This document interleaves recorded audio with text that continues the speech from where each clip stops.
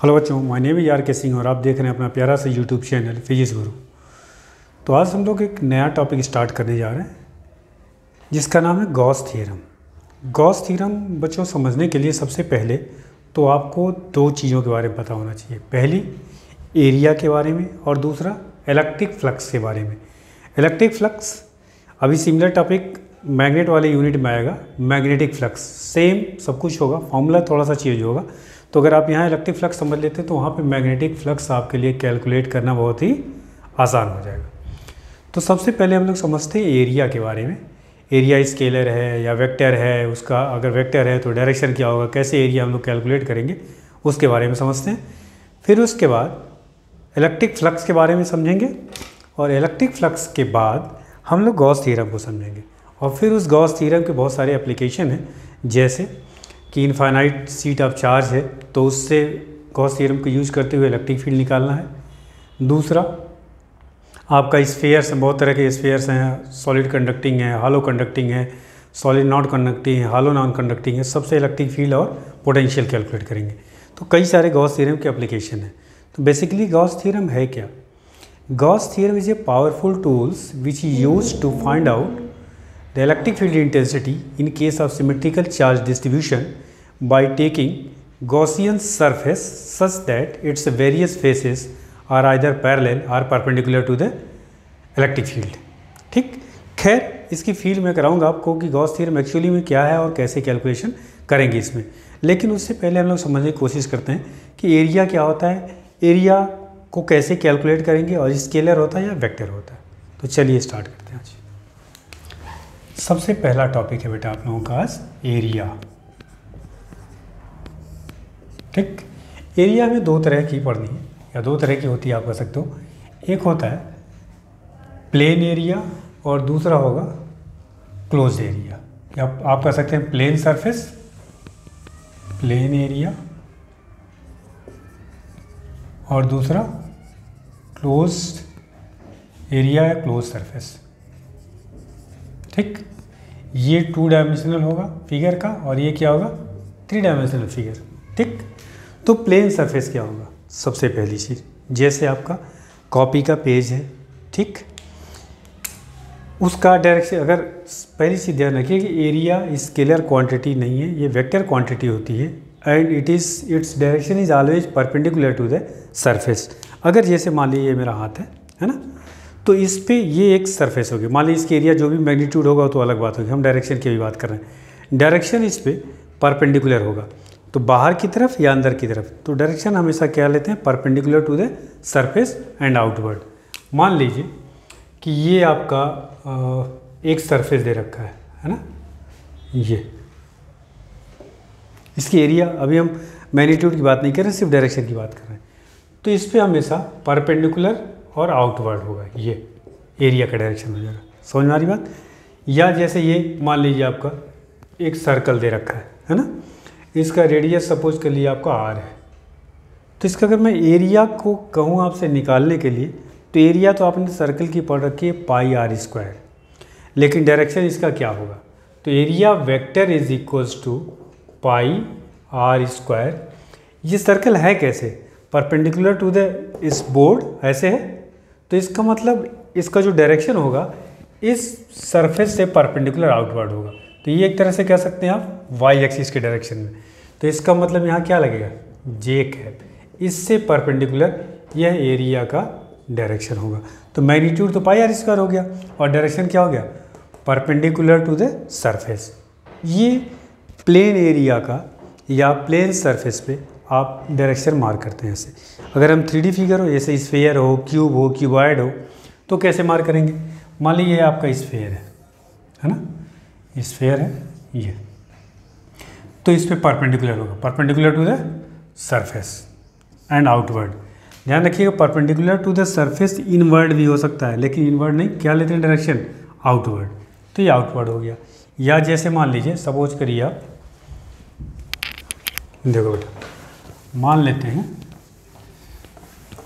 कि आपका, पहले मैं डायरेक्शन की बात करता हूँ फिर कैलकुलेशन आपको कराता हूँ 2 एक इस पे, ताकि मैग्नीट्यूड कैसे कैलकुलेट करेंगे। देखिए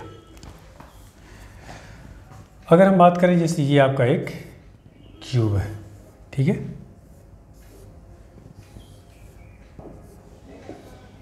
ये तो कुल कितने फेसेज होंगे इस पे? 6। अगर हम इस सरफेस की बात करें, इस पे एरिया का डायरेक्शन इधर लेंगे, वेक्टर ए, इस वाले पे इधर होगा डायरेक्शन एरिया का, ये नीचे वाला इधर होगा, इस पे इधर होगा, और ये जो फ्रंट है ये सामने वाला, इस पे किधर होगा? इधर, और इसके पीछे वाले में किधर होगा? अंदर की तरफ। तो सारे फेसेज पे क्या होगा? जितने भी सरफेसेज हैं सभी पे परपेंडिकुलर आउटवर्ड होगा। तो ये आपका एरिया के डायरेक्शन को मार्क करने का तरीका, the direction of area is always perpendicular to the surface and outward, बाहर की तरफ। तो डायरेक्शन ही हो गया। अब हम लोग बात करते हैं इसके मैग्नीट्यूड की, ठीक है। देखिए मैग्नीट्यूड कैसे, वैसे तो बहुत सारे फिगर्स का आपको एरिया का फिगर का पता है बहुत सारे, जैसे इसी का क्यूबॉइड लिखा था तो इसकी सरफेस एरिया का फॉर्मूला क्या होता है? क्यूब का 6a²। अगर मैं बात करूँ स्फीयर का तो क्या होता है? 4πr²। पहला सवाल देखिए, जैसे ये है, मान लीजिए सपोज कर लिए कि स्क्वायर है ये, ठीक है। इसको अगर हम कहते हैं A, B, C और D, क्लियर। अगर मान लीजिए इस साइड को मान लीजिए x एक्सिस इधर ले लेते हैं और इधर y एक्सिस, हम आपसे कहते हैं find area vector, find area vector. इस साइड की लेंथ मान लेते हैं a है, तो इसको हम लिख सकते हैं ai कैप, और इसके क्या लिख सकते हैं? aj कैप, y डायरेक्शन में है ना बेटा ये, और ये x डायरेक्शन में। तो एरिया, वैसे आपको पता है कि इसकी एरिया क्या होगी? a², मैग्नीट्यूड की बात करें। लेकिन डायरेक्शन देखिए, सबसे पहले तो एरिया लिखिए, इसका एरिया निकालने का क्या तरीका होगा? This vector cross this vector, मतलब AB vector cross AD vector. तो AB वेक्टर की अगर हम बात करें तो A इसका मैग्नीट्यूड और डायरेक्शन क्या हो गया? I cap. तो इसको लिखेंगे AI cap cross AJ cap. तो ये स्केलर तो A² हो गया, और I क्रॉस J क्या होता है? K cap. तो ये आपका एरिया वेक्टर आ गया A² K cap. A² is the magnitude and K cap is the direction. वैसे भी याद करिए, क्रॉस प्रोडक्ट जब भी आपने पढ़ा था तो डायरेक्शन कैसे कैलकुलेट करते थे? इस तरह से, इस वेक्टर पर रखा तो आउटवर्ड ही, तो ये कौन सा डायरेक्शन होगा? K कैप हो गया। समझ में आ गई बात? तो इसका मतलब सिंपल, दोनों साइड्स पता हूँ, इनका क्रॉस प्रोडक्ट ले लीजिए और ये आपका एरिया आ जाएगा, ठीक है। और देखते हैं क्वेश्चन इस पर। ये तो स्क्वायर था, सपोज कर लीजिए एक पैरेललोग्राम दिया है। दूसरा क्वेश्चन है आपका, मान लीजिए एक पैरेललोग्राम है ये, ठीक। इस पैरेललोग्राम बीच के एंगल ये थीटा है, ये साइड और ये साइड आपको दे रखी ए, और ये आपको दे रखा बी, और आपसे कह दिया फाइंड इट्स एरिया, ठीक। तो क्या मैंने बताया आपको, इसका एरिया कैसे निकालेंगे?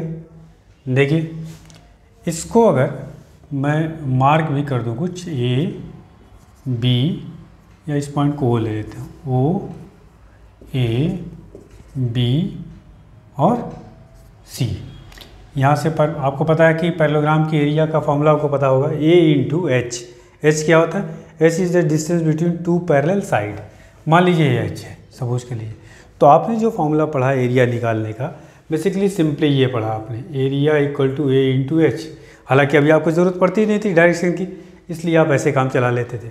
बट यहाँ भी आपको क्या सिखाया है? एरिया का जो फॉर्मूला होगा, इसकी साइड ए है, इसकी साइड क्या है? बी, ठीक। तो इसका मतलब क्या हो जाएगा? ये ए क्रॉस बी, ठीक। आप इसको चेंज करेंगे तो क्या लिखा? अच्छा, यहाँ एच की वैल्यू अगर आपको निकालनी है तो कितना हो जाएगा? B sine theta.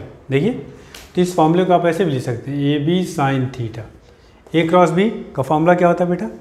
A cross B आपने वेक्टर में पढ़ा होगा, A B sine theta N cap. तो ये हो गया A B sine theta N cap. तो देखिए, मैग्नीट्यूड तो ए बी साइन थीटा ही रहा, जो कि इधर आप पढ़े हुए हैं पहले से। और एन कैप क्या हो गया? N cap is the direction of area vector, and N cap is always perpendicular to vector A and B, the plane of vector A and B. इसका मतलब ए किस प्लेन पे है? इसी प्लेन पे। बी भी इसी प्लेन पे है। ये आपका वेक्टर ए और ये वेक्टर बी। तो इसका जो रिजल्टेंट होगा, क्रॉस प्रोडक्ट्स का जो आउटपुट होगा, वह क्या आएगा, बाहर। ठीक है, तो ये N cap is the unit vector which is perpendicular to the plane of the vector A and B. तो आप यहाँ से जब भी कैलकुलेट करेंगे तो इस तरह से कैलकुलेट करिए, अपने आप डायरेक्शन भी आपको मिल जाएगा। ठीक है, चलिए और क्वेश्चन इस पे देखते हैं। सपोज करिए एक थोड़ा सा अच्छा क्वेश्चन कराते हैं आपको। मान लीजिए ये आपका एक्स वाई और जेड है, एक्सिस है, एक्स वाई और जेड। ठीक है, एक स्क्वायर है जिसकी साइड है, ये मान लीजिए स्क्वायर ऑफ साइड, ये एक स्क्वायर है। ठीक, जिसकी साइड आपको दे रखी है side of square equal to 5 unit. ठीक है, तो इसकी एरिया कैलकुलेट करनी है। वैसे आपको पता है कि स्क्वायर है तो जाहिर सी बात है 5 × 5 25 हो जाएगा, 25 स्क्वायर यूनिट। लेकिन आपको यहाँ डायरेक्शन भी मार्क करना है। ये मान लीजिए 37 डिग्री दे रखा है। ठीक, तो कैसे कैलकुलेट करेंगे? देखिए इस पॉइंट को अगर हम ओ कर लें, इसको ए कर लें, बी कर लें और इसको सी कर लें, इसका मतलब एरिया वेक्टर अभी आपको बताया है क्या होगा, ओ A cross O C, O A cross, इसको बल्कि एरिया पूरा लिख ही लेते हैं, area vector A, O A cross O C. अब ओ ए वेक्टर चाहिए तो सबसे पहले तो ए का कोऑर्डिनेट चाहिए। इसका देखो कैसे कैलकुलेट करेंगे, ध्यान दीजिए, ये साइड है 5, तो इसका इधर का कंपोनेंट ये वाली कितनी हो जाएगी 5 cos 37 और ये कंपोनेंट हो जाएगा 5 sin 37। तो ये कितना है 5 × sin 37 की वैल्यू 3/5, तो ये हो गया 3 और ये कितना हो जाएगा 4/5, तो 5 कैंसिल, ये 4 हो जाएगा। इसका मतलब एक्स कोऑर्डिनेट इसका आ गया 4, वाई कोऑर्डिनेट यहाँ क्या होगा इसमें 0 और जेड कोऑर्डिनेट कितना हो गया 3। और इस सी का देखिए क्या आएगा, एक्स कोऑर्डिनेट 0, वाई कोऑर्डिनेट तो ये 5 है, ठीक है, तो 5 हो जाएगा और जेड कोऑर्डिनेट क्या हो जाएगा 0। अब अगर हम बात करें ओ ए वेक्टर का तो क्या आएगा, देखिए यहाँ से ओ ए वेक्टर कोऑर्डिनेट दे रखा है, तो ये आपको आ जाएगा 4i cap plus 0j cap plus 3k cap cross O C, मतलब 5j कैप। इसको सॉल्व कर लिए, क्रॉस प्रोडक्ट्स आपको पता होना चाहिए कैसे निकालते हैं, है ना। तो 4 × 5 20i क्रॉस j क्या आता है k कैप प्लस 3 × 5 15 और k क्रॉस j क्या होता है, कितना आएगा i cross j cross k, ये माइनस आई आएगा, तो ये हो जाएगा माइनस आई, यहाँ प्लस ना होकर के क्या हो जाएगा माइनस आई। तो ये आपका देखिए रिजल्ट आया फाइनली दिस। अगर हम इस एरिया का मैग्नीट्यूड की बात करें मॉड ऑफ ए, तो देखिए कितना आएगा, ये 20 का स्क्वायर 400 माइनस 15 का स्क्वायर 225, तो ये कितना हो गया 625 का अंडर रूट और दिस इक्वल टू कितना आ गया 25 स्क्वायर यूनिट। तो ये तो मैंने पहले ही आपको बताया था कि यहाँ पे जो एरिया होगा मैग्नीट्यूड 25 ही आ गया, देखिए 25 आ गया, बट हमें डायरेक्शन के साथ लिखना है वेक्टर फॉर्मेट, तो हम ऐसे लिखेंगे, ध्यान रखिएगा। तो आपको समझ में आ गया होगा तो एरिया कैसे कैलकुलेट करेंगे और डायरेक्शन कैसे, प्लेन एरिया और क्लोज एरिया का कैसे हम मार्क करेंगे, बात समझ में आ गई। ये तो रहा एरिया के बारे में। अब हम लोग समझते हैं फ्लक्स क्या होता है। फ्लक्स मतलब इलेक्ट्रिक फ्लक्स की बात मैं कर रहा हूँ, अभी मैग्नेटिक फ्लक्स की बात नहीं हो रही है, ठीक है। इलेक्ट्रिक फ्लक्स होता क्या है समझते हैं इसको बेटा। दूसरा जो टॉपिक है वो है इलेक्ट्रिक फ्लक्स।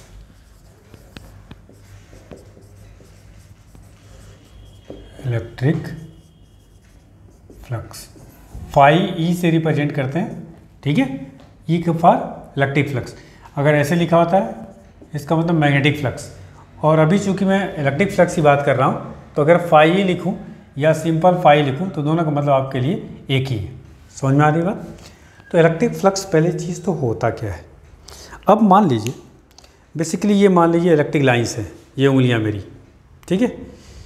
तो अगर इसके सामने मैं ये एक सरफेस रख दिया तो ये सारी की सारी लाइन्स इसे क्रॉस कर रही हैं, ठीक है, इसी को हम लोग इलेक्ट्रिक फ्लक्स कहते हैं। Electric flux represents the total number of lines crossing an area held in electric field perpendicular to the field, a surface is perpendicular to the field, ठीक। या एरिया वेक्टर, देखिए अगर मैं बात करूँ, इसको समझिए थोड़ा ध्यान से बेटा, ये मान लीजिए लाइंस थी और ये सरफेस है। अगर मैं सरफेस की बात करूँ तो फील्ड का इस एरिया का डायरेक्शन तो इधर होगा और आपकी लाइंस भी इधर ही हैं, तो इसका मतलब जो एरिया डायरेक्शन इधर है आपका और लाइंस भी इधर ही हैं, तो एंगल कितना हो गया 0।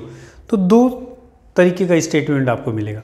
पहला कि surface is perpendicular to the field, या एरिया वेक्टर की बात करूँ तो इधर एरिया का डायरेक्शन होगा और फील्ड भी इधर ही है, तो or area vector is parallel to electric field.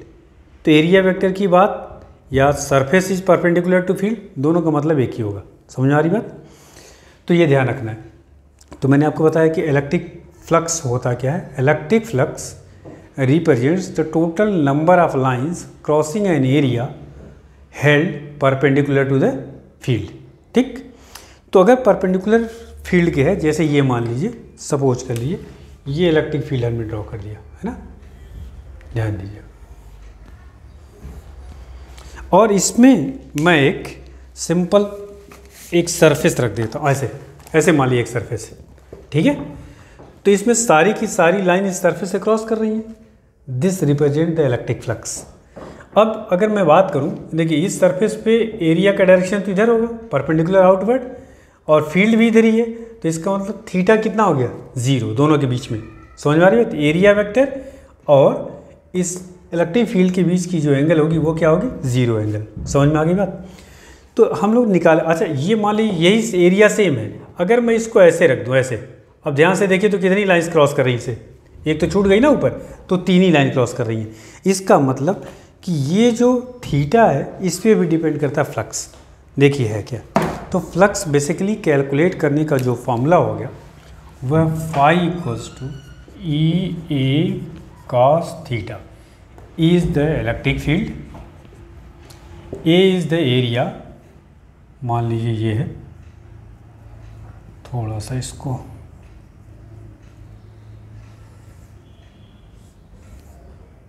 ठीक, यह है एरिया, और theta is the angle between area vector and electric field. यहाँ पे मान लीजिए ऐसे रखा हुआ है, तो एरिया का डायरेक्शन ये हो गया, तो इस केस में थीटा कितना हो गया 0।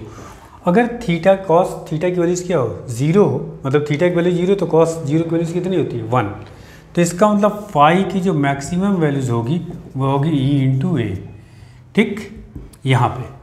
और अगर मान लीजिए ये ऐसे हो, ये एरिया ऐसे की जगह पर मैं ऐसे रख दूँ, अब कोई लाइन इसे क्रॉस कर रही है नहीं, 0 हो गया।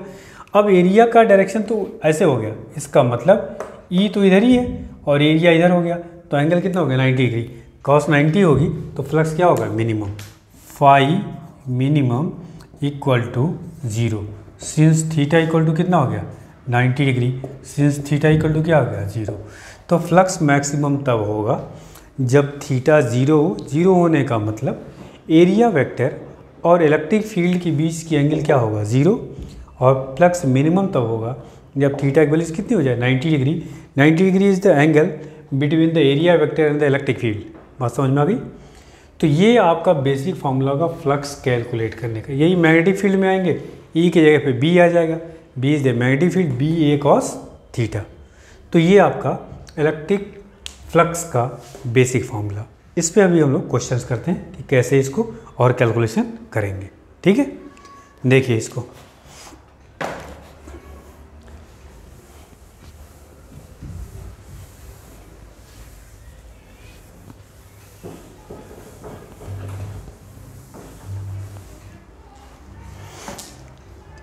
अब इसमें फ्लक्स कैलकुलेट करने के लिए 2 पार्ट में डिवाइड कर रहा हूँ, flux through plane surface and flux through close surface. 2 part में पहली चीज़ हम कर सकते हैं फ्लक्स का मतलब इलेक्ट्रिक फ्लक्स की बात कर रहा हूँ, फ्लक्स थ्रू प्लेन सरफेस, और दूसरा आपका होगा फ्लक्स थ्रू क्लोज्ड सरफेस, ठीक है। अब हम सबसे पहले इसको समझते हैं बेटा, प्लेन सरफेस से कैसे फ्लक्स कैलकुलेट करते हैं। कुछ सवालों के हेल्प से ही हम लोग समझने की कोशिश करते हैं इसको, ठीक है। देखिए सबसे पहला सवाल इसको समझिए, मान लीजिए ये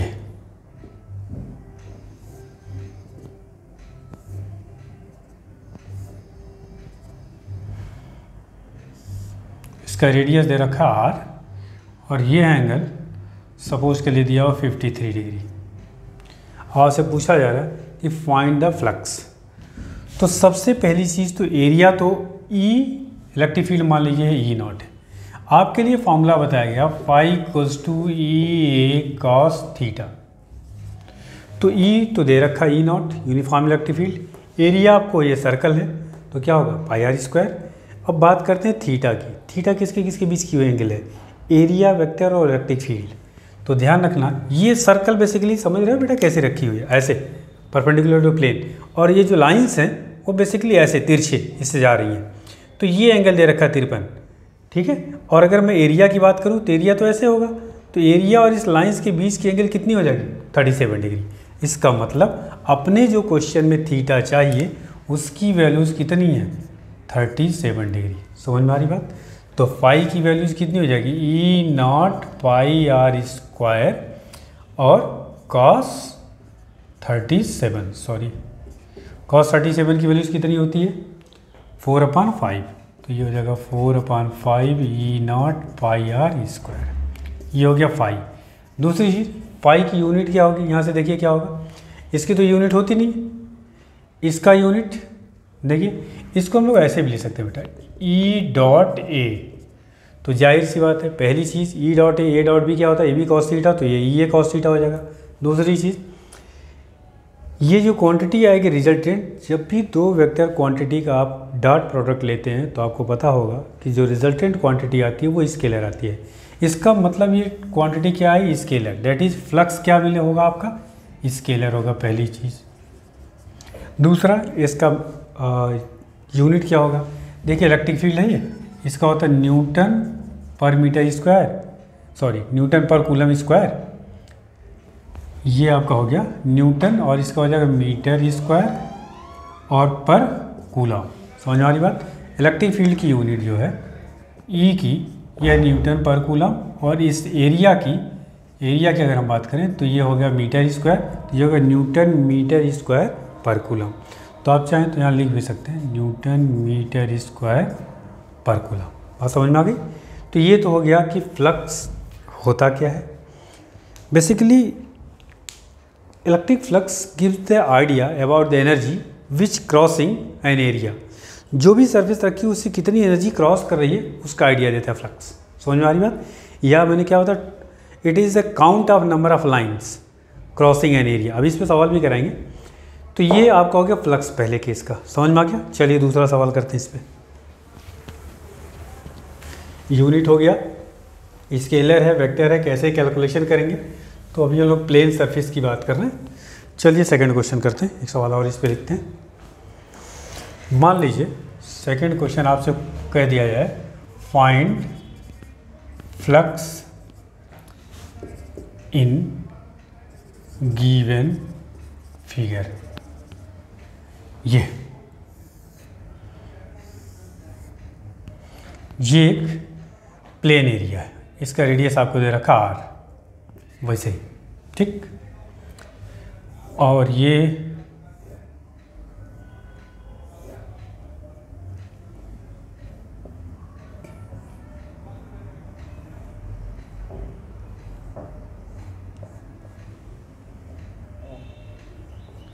देखिए इसको जी, मान लीजिए 45 डिग्री दे रखा है, ठीक है। और आपसे पूछा गया फ्लक्स। तो फ्लक्स का फॉर्मूला भी आपने देखिए क्या पढ़ा है ई ए कॉस थीटा, ठीक है।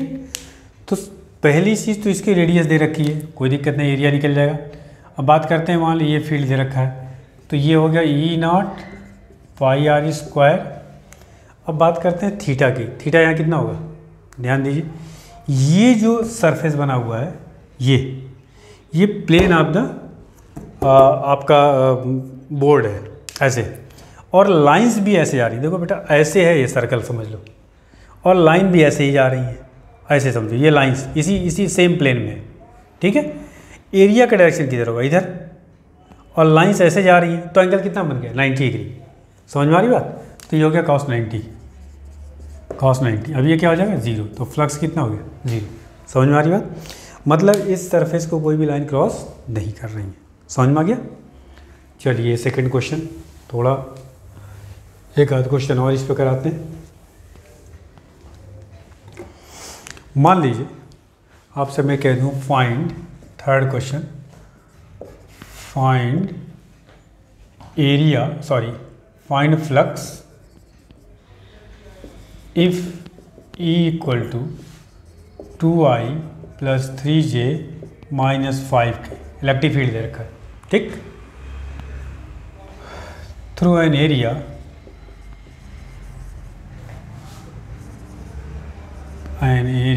या थ्रू द सरफेस, ये सरफेस दे रखी है। देखिएगा अभी ऐसा क्वेश्चन आपको कराया है सेम, चलिए वैसे ही करा दे रहा हूँ। ये एक स्क्वायर है ना, जिसकी साइड, दूसरा पेन लूँ ब्लैक कलर, देखिए इसकी साइड मान लीजिए ये कुछ ऐसे है, ये एक स्क्वायर, ठीक। इसकी साइड मान लीजिए एंगल 45 और इसकी साइड ले लीजिए, साइड इक्वल टू √2, ठीक। तो फिर उसी तरीके से देखिए इलेक्ट्रिक फील्ड तो दे रखा है बट एरिया वेक्टर चाहिए। एरिया वेक्टर निकालना भी ऐसे सवाल का मैंने बताया है। इसको ए ले लीजिए, बी ले लीजिए और सी ले लीजिए। तो ए चाहिए, इसका कोऑर्डिनेट सबसे पहले निकालिए। तो ये कंपोनेंट कितना हो जाएगा आपका √2 cos 45, cos 45 वैल्यूज 1/√2, तो ये कितना हो जाएगा 1। और ये कितना हो जाएगा √2 sin 45, तो ये भी आपका कितना हो जाएगा 1। तो इसका कोऑर्डिनेट कितना आएगा, एक्स कोऑर्डिनेट तो 1 हो गया, वाई कोऑर्डिनेट ये आपका वाई एक्सिस, ये मान लीजिए जेड एक्सिस, ये मान लीजिए एक्स एक्सिस। वाई कोऑर्डिनेट 0 और जेड कोऑर्डिनेट कितना हो गया 1। और इसका कोऑर्डिनेट कितना हो जाएगा, वाई कोऑर्डिनेट ही सिर्फ आएगा 0, √2 और 0, क्योंकि इसकी साइड कितनी दे रखी है दिस। अब वेक्टर ए आप लिखिए, vector A is equals to कितना आएगा, यहाँ से OA cross OC, OA cross OC, तो वैल्यूज़ कितनी हो जाएगी देखिए यहाँ से। OA की वैल्यूज़ हो गया I, ये J वाला तो 0 है, plus K cap cross OC का मतलब क्या हो गया √2 J कैप। इसको सॉल्व करिए, I क्रॉस J कितना होता है K, तो ये हो गया आपका √2 K cap minus √2 I cap. ये समझ में आ गया होगा, ठीक है। अब आपको फ्लक्स कैलकुलेट करना था, तो फाई इक्वल्स टू अभी आपको क्या बताया E.A, ये cos थीटा था ना, तो E.A हो गया। ये ऑलरेडी आपको दे रखा है 2I cap plus 3J cap minus 5K cap dot vector A √2, या इसको I को पहले लिख लेते हैं, √2 I cap plus √2 K cap, ठीक। ये कितना आएगा, डॉट प्रोडक्ट निकालना आपको पता होना चाहिए, 2 इंटू माइनस √2, तो माइनस 2√2 आपका हो गया। I वाले का I से मल्टीप्लाई करते हैं, J वाले का J का तो यहाँ 0 ही है, K यहाँ कर लेंगे, तो आप कितना आएगा माइनस 5√2, तो ये आपका आ गया माइनस 7√2, ये फ्लक्स आ गया। समझ में आ गया? तो फ्लक्स फिर हम इस तरह से कैलकुलेट करेंगे। ये आपका क्वेश्चन था, यहाँ इलेक्ट्रिक फील्ड ऐसे दे रखी, एरिया भी थोड़ा सा कॉम्प्लिकेटेड ले लिया और फिर आप इस तरह से कैलकुलेशन करेंगे। चलिए क्वेश्चन और कराते हैं थोड़ा अच्छा सा।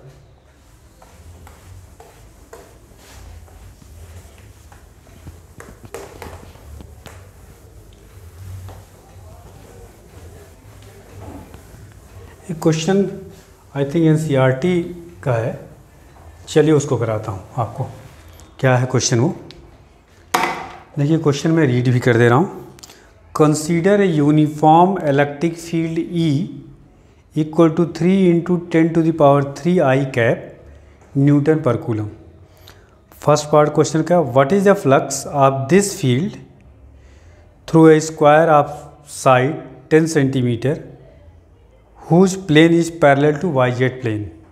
ठीक है, इलेक्ट्रिक फील्ड आपको दे रखा है 3 × 10⁻³ आई कैप। एक स्क्वायर है जिसकी साइड कितनी दे रखी है, स्क्वायर की side of square equal to 10 centimetre, मतलब 10 × 10⁻² मीटर। और क्या दे रखा है, the plane of the square is parallel to Y Z plane. पहली चीज़, ये पहला पार्ट है। चलिए पहला पार्ट कर लेते हैं।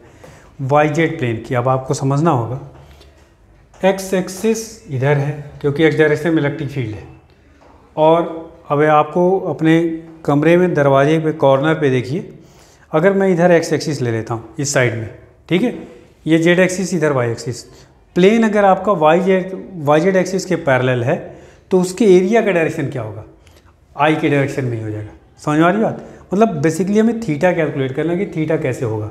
ठीक है, तो थीटा इस केस में कितना हो जाएगा, फर्स्ट केस में बेटा 0।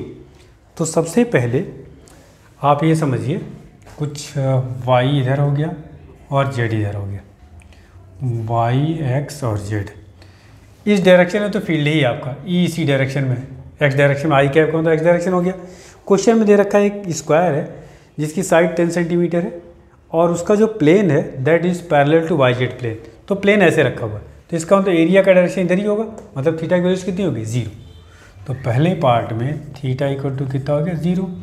तो flux E A cos 0, cos 0 value 1, तो क्या हो जाएगा, ई × ए हो जाएगा।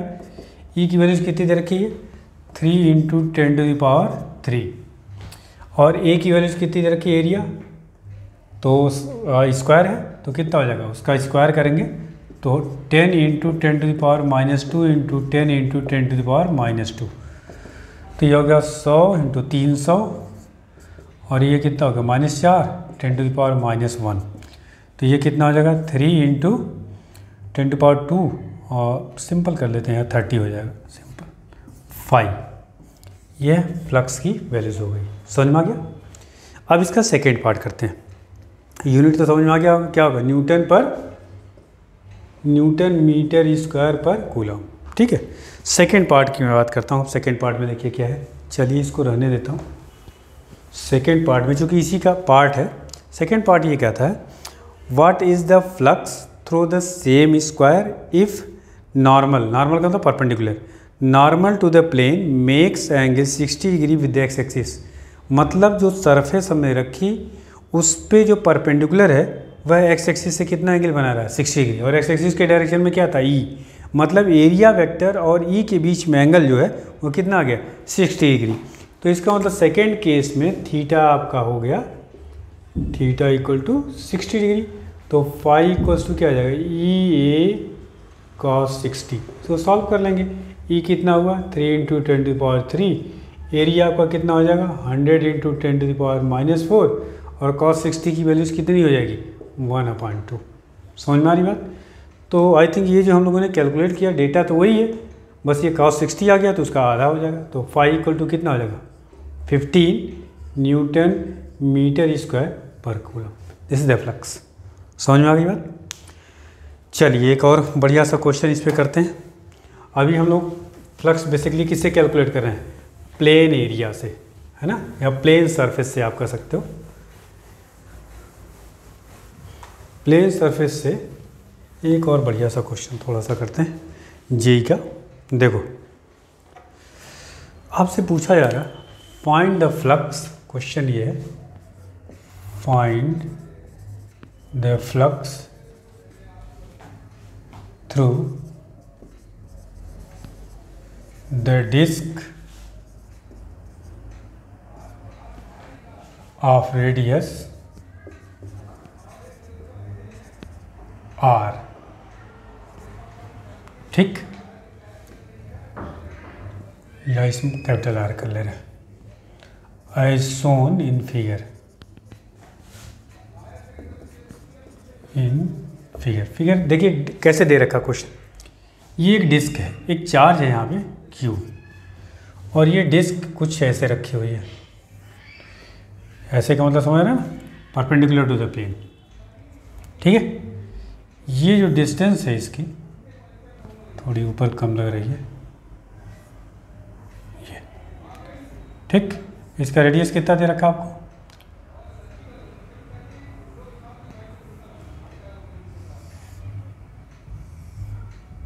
ठीक है। ये आपका डिस्टेंस मान लिया L दे रखा है और इसका रेडियस जो दे रखा है आपके क्वेश्चन में R दे रखा है। कोई दिक्कत? अब आपको फ्लक्स कैलकुलेट करना है। तो देखिए, इससे इलेक्ट्रिक लाइंस निकलेंगी और ये इलेक्ट्रिक लाइंस इससे पास करेंगी, तो आपको बेसिकली वही कैलकुलेट करेंगे, find the number of electric lines passing crossing an area. तो सबसे पहले अगर हम बात करें तो मान लीजिए एक इस पे ये एरिया, इसका बाहर वाले का मतलब ये रेडियस कैपिटल R दे रखा बेटा। तो कैलकुलेट कैसे करेंगे इसको, इस डिस्क को मान लीजिए कई सारे रिंग्स में से मिल के बना हुआ है। तो एक रिंग ले लेते हैं यहाँ से ऐसे, R पे जा करके DR की ऐसे, स्मॉल r पे, ये तो रेडियस आपका कैपिटल R है इसका, ठीक है। और R पे जा करके हमने DR की एक रिंग ले ली ऐसे, DR। समझ में आ रही बात? आप इस फिगर को ऐसे बना सकते हैं,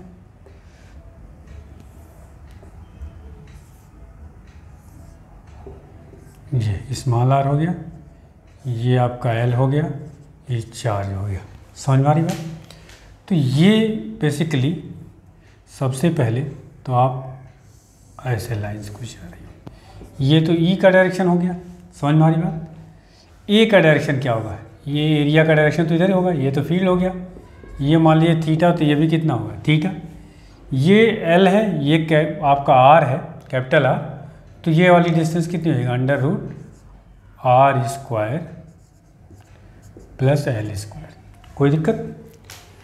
अब हमें फ्लक्स कैलकुलेट करना है। तो सबसे पहले फ्लक्स कैलकुलेट करने के लिए आपको इस छोटे से जो रिंग है इससे फ्लक्स कैलकुलेट करिए d5, और फिर उसको इंटीग्रेट कर दिए कहाँ से, 0 से लेकर के कैपिटल R तक। समझ में आ रही बात?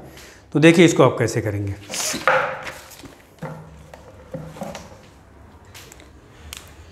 इस रिंग से सबसे पहले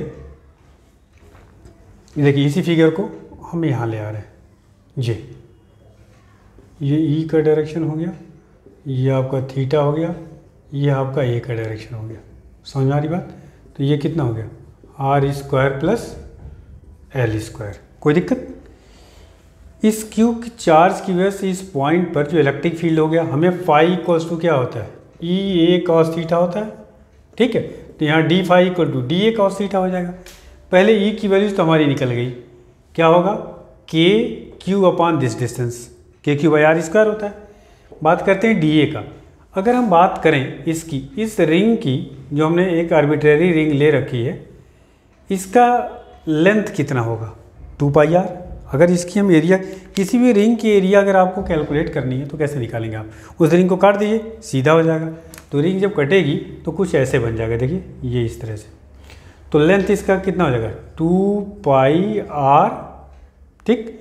और इसकी जो एरिया है वो कितनी है, DR है। तो इसका मतलब एक रेक्टेंगल के तरह का आप मान सकते हैं, हो गया। तो 2 पाई R इंटू DR, ये DA की वैल्यू हो जाएगी। और थीटा आपकी ये एंगल है, तो थीटा की वैल्यूज कितनी हो जाएगी, बेस अपॉन हाइपोटेन्यूज। तो बेस आपका L है और हाइपोटेन्यूज ये है। और फिर इसको हम क्या करेंगे, 0 से हमारी रिंग कहाँ से कहाँ तक, ये आपका ये अंदर वाला रेडियस है जो बेटा बाहर लिया, ये L है। अच्छा, ये वाले फिगर की अगर हम बात करें तो स्मॉल r होगा। अब इसी को हम इंटीग्रेट करें तो टोटल फ्लक्स आ जाएगा। देखिए कैसे करेंगे, ये बात समझ में आ गई होगी। तो E की वैल्यूज़ मैं यहाँ लिख दे रहा हूँ, K का मतलब 1/4 pi epsilon not, Q upon R square होता है, तो इसका स्क्वायर करेंगे तो क्या हो जाएगा, R square plus L square. बात करते हैं DA का, ये हो गया आपका 2 पाई R DR।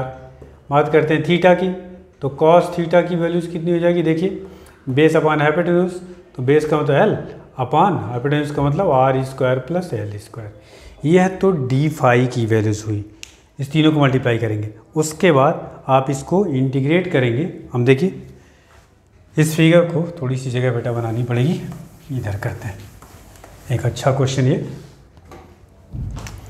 अब अगर हम डी फाई की बात करें तो ये हो गया E D A cos theta. E की वैल्यूज हो गई K Q upon R square plus L square, ठीक।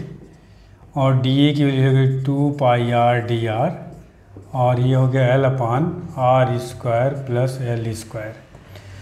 तो इसमें कुछ सिंप्लीफाई होगा, ये इसके साथ हो जाएगा और ये के और आर डी, इसको ऐसे लिख लेते हैं 2 पाई के क्यू, इधर हो गया आर डी आर, ठीक है। आर डी आर 2 पाई आ गया, के क्यू आ गया, और ये हो गया आपका एल, और अपान कितना हो गया R square plus L square पे पार 3/2। और समझ में आ गई। अब ये तो हो गया डी फाई की वैल्यूज़। अब अगर हम फाई की बात करें तो इसी को इंटीग्रेट कर लें 2 पाई के क्यू एल अपान तो कुछ नहीं, ये तो इंटीग्रेशन भी इधर कर लेते हैं, आर डी आर। वेरिएबल यहाँ क्या है बेटा, आर है आपका, तो R square plus L square whole पे पावर 3/2। और इधर कितना हो गया आपका, लिमिट 0 टू कैपिटल आर। अब इसका इंटीग्रेशन आपको करना आना चाहिए, ठीक है। इंटीग्रेशन इसका करेंगे कैसे, समझिए इसको। अगर इंटीग्रेशन आपको आता हो, देखिए इसके इंटीग्रेशन की अगर हम बात करें अब, जैसे कि अब ये मैथ का सवाल हो गया पूरा का पूरा, let R square plus L square equals to T. तो इसका डिफरेंशिएशन क्या हो जाएगा, 2r dr बराबर आपका dt, एल तो कांस्टेंट है, ये क्या हो जाएगा 0 इसका डिफरेंशिएशन, तो r dr इक्वल टू क्या हो जाएगा हाफ dt, ठीक है। लिमिट कितनी हो जाएगी, जब आप r की वैल्यू 0 रखोगे तो t इक्वल टू कितना आ जाएगा L square, r equal to आप 0 तो t इक्वल टू कितना आएगा एल स्क्वायर, जो r equal to capital R आप रखेंगे तो ये वैल्यूज़ कितनी हो जाएगी, t इक्वल टू हो जाएगा capital R square plus L square. समझ वाले, लिमिट भी चेंज हो जाएगी सब्स्टिट्यूशन करने के बाद। तो ये आपका हो गया phi is equals to 2 pi K Q L, और लिमिट अब आपकी हो गई एल स्क्वायर से L square plus R square. इसको आपने टी माना, आर डी आर की वजह से तो हाफ, अच्छा इधर हाफ भी आएगा तो यहाँ 2 आएगा बाहर। इसके बाद इसकी जो वैल्यूज आएगी ये यहाँ पे, इसको तो टी मान लिया, तो ये हो गया टी पे पावर -3/2। क्या बात समझ में आ गई। इसका इंटीग्रेशन करेंगे, लिमिट रखेंगे, टी टू पावर -3/2 का इंटीग्रेशन कितना हो जाएगा, देखिए तो ये पाई इज इक्वल टू हो गया 2 पाई, अच्छा 2 तो कैंसिल हो गया, चलिए 2 कैंसिल हो गया, आपका के पाई क्यू एल, इसकी इंटीग्रेशन कितना आएगा, टी पावर -3/2 है तो टी पावर -1/2 अपान -1/2 मतलब -2। तो यहाँ पे आपका -2 अपान √t, और लिमिट आपकी हो गई एल स्क्वायर से लेके L square plus R square, ठीक। 2 को चाहे तो बाहर कर लें, 2k एल, सही है ना, पाई भी है, और ये हो गया। अब देखिए -1 upon √t, limit L square से L square plus R square, इसको सॉल्व करिए 2 pi K Q L, minus आने का मतलब lower limit minus upper limit, तो 1 अपान टी के जगह पे एल स्क्वायर रखेंगे तो 1 अपान एल, माइनस हो जाएगा 1 upon √L square plus R square. हाँ समझ में आ गई। अगर मैं इस एल को अंदर कर दूँ तो ये जाएगा 2 pi K Q 1 minus L upon √L square plus R square. ये आपका फ्लक्स हो गया। बहुत ही अच्छा सवाल, स्पेशली जेई के लिए, ठीक है।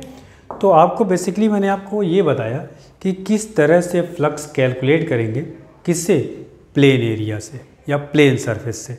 अब मैं आपको सिखाता हूँ कि जो क्लोज सरफेस है उससे किस तरह से हम फ्लक्स को कैलकुलेट करेंगे, ठीक है। चलिए इसको नोट करिए फटाक से। अच्छा क्वेश्चन, थोड़ा ये कॉन्सेप्ट समझने के लिए था बेटा, देख लीजिए ये कितना कॉम्प्लिकेटेड हो गया। हालांकि बहुत टफ नहीं है, अगर सिस्टमेटिक आपको बेसिकली इसमें मैथ आनी चाहिए थोड़ी, तो नीट वाले बच्चों के लिए वैसे भी ऐसा क्वेश्चन नहीं आएगा, बट ये जेई वाले बच्चों के लिए है, ठीक है। अब सेकेंड पार्ट पे आता हूँ, फ्लक्स थ्रू क्लोज्ड एरिया या क्लोज सरफेस। चलिए एक दो सवाल इस पर भी कर लेते हैं आज। Flux through closed surface. देखिए पहला सवाल, एक आसान सा सवाल ले लेता हूँ। मान लीजिए एक ये क्यूब है, क्या है ये? क्यूब है ना। एक uniform electric field E not इससे इस डायरेक्शन में पास कर रहा है। तो आपसे पूछा गया फ्लक्स थ्रू द क्यूब। मान लीजिए इसकी साइड जो है एक्स ले लेते हैं, ठीक है। तो ये कांस्टेंट फील्ड है आपका, तो किस तरह से फ्लक्स निकलेगा? सबसे पहली चीज़, सारे सरफेस से आपको एरिया का डायरेक्शन मार्क करना है, सबसे पहला काम। देखिए कैसे, अगर कितने सरफेस है? कुछ छः सरफेस से पहले आप फ्लक्स निकाल लीजिए और फिर उसको क्या कर लीजिए, ऐड कर लीजिए। चूँकि ये कैसी क्वांटिटी है, स्केलर, तो इसको आप अलजेब्रिकली ऐड करेंगे। अगर इस सरफेस की, इस वाले सरफेस की हम बात करें तो एरिया का डायरेक्शन क्या हो जाएगा? इधर, ठीक। इस सरफेस की बात करें तो इधर, इस सरफेस की बात करें इधर, इससे इधर। तो ये सरफेस में फील्ड तो इस डायरेक्शन में है, एरिया इधर। तो यहाँ पे थीटा कितना हो गया? 90। तो फ्लक्स कितना हो जाएगा? 0। यहाँ 0 हो गया, यहाँ 0 हो गया फ्लक्स। समझ में आ रही बात? अब बात करते हैं फ्रंट सरफेस की। तो इस पर तो एरिया ऐसे आ गया ना बेटा, और फील्ड ऐसे है, तब भी 90, और इसके बैक सरफेस से भी 90। तो 4 सरफेस से तो फ्लक्स आपका क्या हो गया? 0। बचा 2 सरफेस, एक ये और एक ये। इसकी वजह से फ्लक्स क्या होगा? पॉजिटिव। और इसकी वजह से, क्योंकि थीटा यहाँ क्या होगा? 180 डिग्री। मान लो इस पहले सरफेस की बात करें, φ1 इक्वल टू क्या हो जाएगा? ई नॉट, साइड इसकी एक्स दे रखी है तो एक्स स्क्वायर, और कॉस 180 डिग्री। कॉस 180 की वजह क्या होती है? -1। तो ये हो गया minus E naught X square. φ2 इस सरफेस से बात करें तो ये हो जाएगा E naught X square cos 0 degree. तो ये हो गया ई नॉट एक्स स्क्वायर। बात समझ में आ रही? तो net flux equal to φ1 plus φ2, दोनों को ऐड कर लिए, minus E naught X square plus E naught X square. कितना आ गया आपका रिजल्ट? 0। तो ध्यान रखिएगा, कारण कि जितनी लाइन्स इसमें जा रही हैं उतनी लाइन्स बाहर निकल जा रही है। तो नेट फ्लक्स कितना हो गया? Associated with this cube is 0। तो 4 सरफेस से तो फ्लक्स 0 हो गया। क्यों? क्योंकि थीटा कितना हो गया? 90 डिग्री। बचा 2 सरफेस, इस पे पॉजिटिव, इससे नेगेटिव। तो हम लोग क्या कहते हैं? Inward flux taken as negative. ये इनवर्ड जो घूस रही लाइन, तो एरिया का डायरेक्शन इधर, तो ये नेगेटिव लेते हैं, और आउटवर्ड फ्लक्स क्या लेते हैं बेटा? पॉजिटिव। समझ में आ गई बात? चलिए एक सवाल और इस पर करते हैं।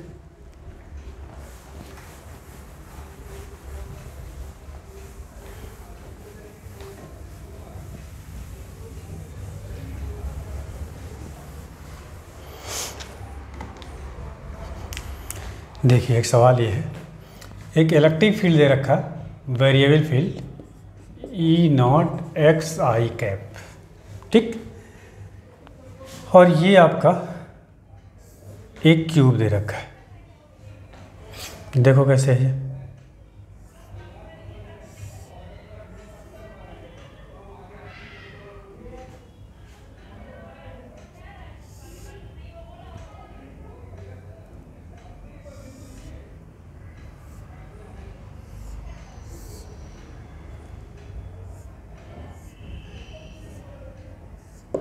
ये है क्यूब, इसकी साइड जो दे रखी है, साइड ये आपको दे रखा है ए, और ये जो फर्स्ट सरफेस से इसकी डिस्टेंस दे रखी है बेसिकली वो है एल, ठीक है। अब आपको इससे फ्लक्स कैलकुलेट करना है, समझ में आ रही बात? तो सबसे पहली चीज़ तो आपको ये पता होनी चाहिए कि ये फ्लक्स जो है, जो मतलब इलेक्ट्रिक फील्ड है, वेरिएबल है, एक्स के साथ वेरी कर रही है, बस डायरेक्शन कांस्टेंट है। डायरेक्शन क्या है? एक्स के डायरेक्शन में। ये मान लीजिए इधर ये ई का डायरेक्शन है, ठीक है, ये आपका। तो ये सरफेस और ये फ्रंट सरफेस और बैक सरफेस, 4 सरफेस से तो सीधे सीधे फ्लक्स क्या हो जाएगा? 0, कारण थीटा कितना हो जाएगा? 90 डिग्री। बात करते हैं 2 फ्लक्स की, एक ये पहली वाली, एक दूसरी वाली। तो ये इनवर्ड फ्लक्स है इसका, और ये आउटवर्ड फ्लक्स, दोनों को निकाल लें और दोनों को क्या कर लें? वेक्टरली ऐड कर लें। तो देखिए इस केस में, फर्स्ट केस में इलेक्ट्रिक फील्ड की इस सरफेस के लिए इलेक्ट्रिक फील्ड की वैल्यूज कितनी हो जाएगी, ई इक्वल टू डायरेक्शन तो एक्स एक्सिस है ही आपका, ई इक्वल टू आपका आ जाएगा ई नॉट एल। समझ में आ रही, एक्स यहाँ पे क्या हो गया, ये एल आ गया। और ये E1 की हम बात करें, इस सरफेस पे इलेक्ट्रिक फील्ड कितनी हो जाएगी, E2 equal to E naught A plus L. कोई दिक्कत नहीं। अब आप फ्लक्स पहले φ1 कैलकुलेट करिए। φ1 इक्वल टू आपका हो जाएगा electric field E naught L, और एरिया कितना हो जाएगा, देखिए साइड ए है तो ए स्क्वायर, और थीटा कितना हो जाएगा cos 180 डिग्री। ठीक, तो ये आपका हो गया minus E naught A square L, ये हो गया φ1। φ2 की बात करें तो ये कितना हो जाएगा, ई नॉट एल की जगह पे क्या आएगा, ए प्लस एल, क्योंकि यहाँ पे फील्ड कितनी हो गई, वेरिएबल है, और एरिया तो ए स्क्वायर ही होगा, और यहाँ हो जाएगा cos 0 डिग्री। अब ये कितना आएगा, देखिए यहाँ ई नॉट, इस cos 0 तो 1 हो जाएगा, इसको मल्टीप्लाई कर लीजिए, ई नॉट ए क्यूब है ना, plus E naught A square L. कोई दिक्कत, ये हो गया φ2। अब नेट फ्लक्स कैसे निकालेंगे, φ1 प्लस φ2, तो net flux phi equals to φ1 plus φ2। φ1 कितना आया था बेटा, minus E naught A square L, plus φ2 कितना आया, ई नॉट ए क्यूब, ठीक है, और ये आया plus E naught A square L, ये देखो कैंसिल हो गया, तो ये आ गया ई नॉट ए क्यूब। ये आया आपका नेट फ्लक्स। समझ में आ गया बेटा। तो ये आपका question E naught A cube is the net flux by this. यहाँ पे आपका ई क्या था, वेरिएबल था, ठीक है। अभी आपको पता है कि किस तरह से क्लोज सरफेस से या क्लोज जो फिगर है उससे किस तरह से हम लोग फ्लक्स कैलकुलेट करें। अभी इसमें भी 2-3 क्वेश्चन कराऊंगा कि अगर मान लीजिए कोई भी चार्ज है जो किसी क्लोज सरफेस के अंदर है तो उस समय फ्लक्स कितना होगा, चार्ज बाहर है तो क्या होगा, चार्ज अंदर और बाहर दोनों हैं तो क्या होगा, और वहीं से आपको गॉस थ्योरम का कॉन्सेप्ट समझ में आएगा।